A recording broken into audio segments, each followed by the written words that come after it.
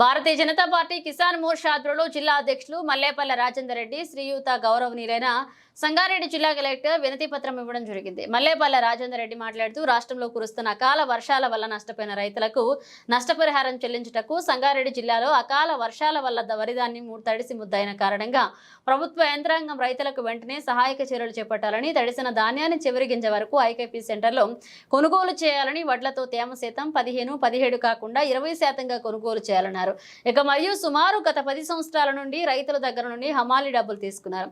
అందులో సగం ప్రభుత్వం రైతులకు ఇస్తానన్న సందర్భంగా వెంటనే వారికి డబ్బులు రైతులకు నగదు గాని బ్యాంకుల్లో గాని చెల్లించగలరని భారతీయ జనతా పార్టీ సంగారెడ్డి జిల్లా కిసాన్ మోర్చా ఆధ్వర్యంలో డిమాండ్ చేస్తున్నామన్నారు.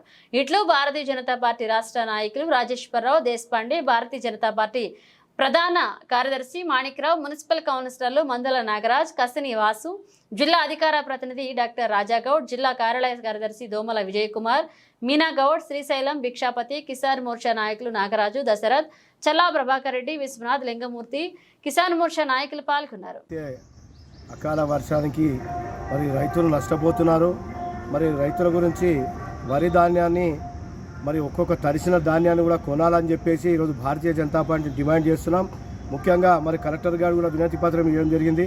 ప్రతి ఒక్క ధాన్యాన్ని మరి వెలగట్టి మరి రైతులకు ఎలాంటి నష్టం జరగకుండా మరి వారందరూ కూడా మరి అధిక ధర పెట్టి కొనాలని చెప్పేసి ఈరోజు భారతీయ జనతా పార్టీ డిమాండ్ చేస్తున్నాం.